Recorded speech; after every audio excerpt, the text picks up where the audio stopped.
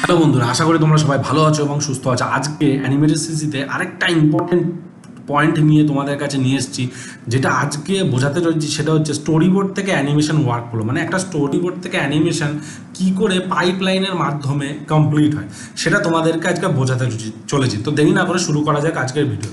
তো story board থেকে animation work flow, এটা হলো প্রফেশনাল 2D অ্যানিমেশন পাইপলাইন।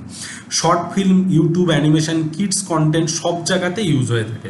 সবার প্রথম যে পয়েন্ট যেটা হচ্ছে সেটা হচ্ছে আইডিয়া বা স্ক্রিপ্ট, SCRIPT, স্ক্রিপ্ট।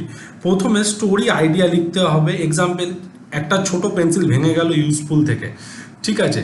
তো এখানে যা ঠিক করবে সেটা হচ্ছে character, problem, editing, ending and moral, ঠিক আছে? দ্বিতীয় নম্বর পয়েন্ট যেটা হচ্ছে সেটা হচ্ছে আমাদের স্টোরি বোর্ড, STORY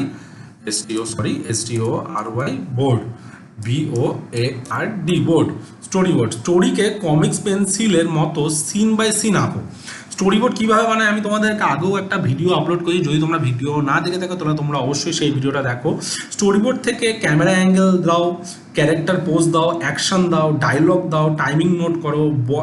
এক্সাম্পল হিসেবে একটা ছেলের ড্রয়িং করো, পেন্সিল ভেঙে যাচ্ছে সেটা ড্রয়িং করো, ছেলেটা স্যাড হয়ে যাচ্ছে মানে দুঃখ পাচ্ছে সেটা দাও, ওল্ড ম্যান একটা স্মাইল করছে এরকম দাও, ফাইনাল ড্রয়িং রিভিল করো। তারপরে যেটা হচ্ছে 3 নম্বর পয়েন্ট সেটা হচ্ছে অ্যানিমেটিক, ANIMATIC, অ্যানিমেটিক, ঠিক আছে? স্টোরি বোর্ড ইমেজ এগুলোকে টাইম লাইনে বসিয়ে টেম্পোরারি মানে একটা রাফ ভিডিও বানাও, যেখানে অ্যাড হয় basic timing, temporary sound, camera movement, rough cut, goals. তো অ্যানিমেশন শুরু করার আগে পাসিং ঠিক করো, ঠিক আছে? অনেক সফটওয়্যার আছে, যেই সফটওয়্যারগুলো দিয়ে তোমরা করতে পারো, সেটা কোনো ফ্রি সফটওয়্যার মার্কেট অনেক আছে, অনেক পেইড সফটওয়্যার আছে যেখান থেকে তুমি ইজিলিভাবে এগুলো করতে পারো, ঠিক আছে? তারপরে 4 নম্বর যে পয়েন্ট হচ্ছে সেটা হচ্ছে character design, CHRACTR, character design, DESIGN, design. Character final look তৈরি করো, ফ্রন্ট ভিউ করো, সাইড ভিউ করো, এক্সপ্রেশন দাও ক্যারেক্টারে, হ্যান্ড পোজ করো, কালার প্যালেট বানাও, ঠিক আছে? তারপরে 5 নম্বর যে পয়েন্ট আছে, যেটা 5 নম্বর পাইপলাইন যেটা হয় সেটা হচ্ছে background design, BACKGROUND, background design, DESIGN, background design.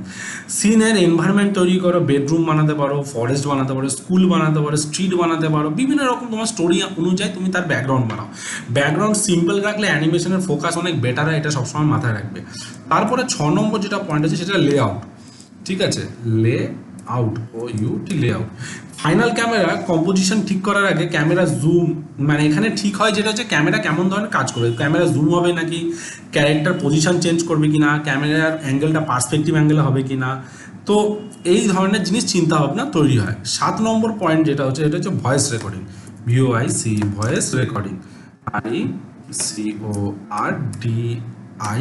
Voice recording.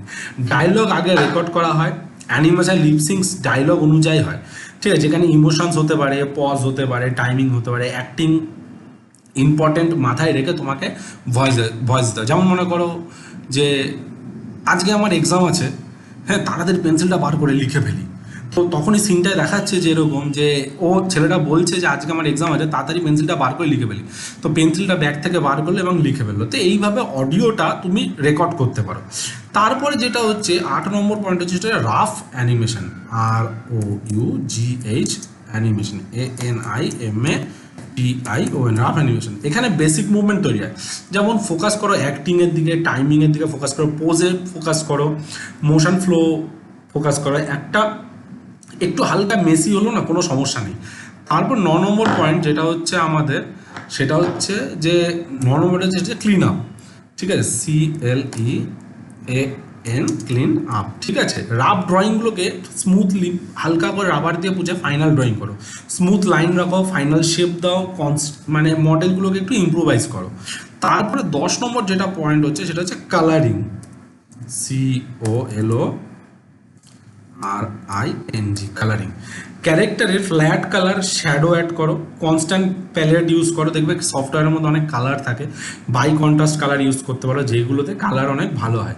এবার হচ্ছে 11 নম্বর পয়েন্ট হচ্ছে যেটা হচ্ছে আমাদের যে background, BACKGROUND, background plus compositing, COMPOSITING, compositing. ঠিক আছে, সব এলিমেন্টস একসাথে কম্বাইন করা, ঠিক আছে, কম্পোজিটিং মিনস। ঠিক আছে, যেখানে লাইট থাকবে লাইট অ্যাড করতে পারো, শ্যাডো অ্যাড করতে পারো, যেখানে ব্লার থাকতে রাখার ইচ্ছে সেখানে ব্লার রাখো, ক্যামেরা যদি একটু হালকা কাঁপছে শেক ইউজ করতে পারো, আর যদি তুমি কোনো কারণে এফেক্ট দিতে চাও সেখানেও তুমি এফেক্ট দিতে পারো। 12 নম্বর পয়েন্ট হচ্ছে যেটা হচ্ছে sound design, SOUNDDESIGN, sound design. অ্যানিমেশনকে জ্যান্ত করে তোলার জন্য ছোট ছোট সাউন্ড হয়, যেমন ফুটস্টেপ, হাওয়ার সাউন্ড, পেন্সিলের ভাঙার সাউন্ড, ঠিক আছে, এরকম ব্যাকগ্রাউন্ড একটা হালকা মিউজিক, ঠিক আছে, এরকম ধরনের তুমি দিতে পারো। 13 নম্বর পয়েন্ট হচ্ছে final editing, FINAL, final editing, EDITING, editing. সব সিন কাট করে ফাইনাল ভিডিও বানাও, যেখানে ট্রানজিশন দাও, জুম দাও, ঠিক আছে, তাহলে দেখবে এডিটিংটা অনেক ভালো হবে। এবং 14 নম্বর এবং লাস্ট পয়েন্ট যেটা হচ্ছে সেটা হচ্ছে এক্সপোর্ট, EXPORT, এক্সপোর্ট। ইউটিউব বা শর্টসের জন্য না রেন্ডার কোয়ালিটি ভালো রাখা উচিত। তার জন্য কিছু ফরম্যাট হচ্ছে, যেমন 1920x1080, MP4, H.264, ঠিক আছে, শর্টকাট রিলের জন্য 30 FPS এ বানাতে পারো, ঠিক আছে। তো এই যে জিনিস টপিকগুলো তোমাদেরকে আমি বললাম, এটা হচ্ছে একটা বেসিক বলতে পারো, এটা একটা প্রফেশনাল পাইপলাইন, যেই পাইপলাইনটা মেনটেন করে কিন্তু কোনো প্রোডাকশন বা সব জায়গাতে অ্যানিমেশনস তৈরি হয়ে থাকে। সবার প্রথম যেটা হয় আইডিয়া তৈরি হয়, তারপর স্টোরি বোর্ড, তারপর অ্যানিমেটিক, তারপর ক্যারেক্টার ডিজাইন, তারপর ব্যাকগ্রাউন্ড ডিজাইন, লেআউটকে ফলো করা হয়, তারপরে ভয়েস রেকর্ডিং হয়, রাফ অ্যানিমেশন তৈরি করা হয় যে অ্যানিমেশনটা কী হতে চলেছে, তারপর সেই রাফ অ্যানিমেশনকে ক্লিন সুন্দর করে ড্র করা হয়, তারপর ওর মধ্যে কালার দেওয়া হয়, তারপর ব্যাকগ্রাউন্ড দিয়ে কম্পোজিটিং দেয়, তারপর এডিটিংয়ে গিয়ে সাউন্ড ডিজাইনগুলোকে পুট করে ফাইনাল এডিটিং অ্যান্ড এক্সপোর্ট করা হয়। ঠিক আছে, বুঝতে পেরেছো? তো এই যে পয়েন্টগুলো আমি তোমাদেরকে বললাম, ঠিক আছে, তো আশা করি তোমাদের এই পয়েন্টগুলো ভালো লেগে থাকবে, তোমরা অনেক ইনফরমেশন গ্যাদার করতে পারবে। তো আশা করি বন্ধুরা তোমরা যখনই অ্যানিমেশন করবে তখনই এই জিনিসগুলো তোমাদেরকে মাথায় রাখতে হবে, এবং মাথায় রাখলে অ্যানিমেশন অনেক ভালো হবে। তো আশা করি বন্ধুরা তোমাদের আজকের ভিডিও ভালো লেগে থাকবে। যদি ভালো লেগে থাকে তাহলে তোমরা তোমাদের চ্যানেলটিকে লাইক করো, কমেন্ট করো, সাবস্ক্রাইব করতে ভুলো না। নেক্সট ভিডিওতে আরও কিছু মজাদার নিয়ে আসতে চলেছি, তো সঙ্গে থাকো, সাথে থাকো, বাই।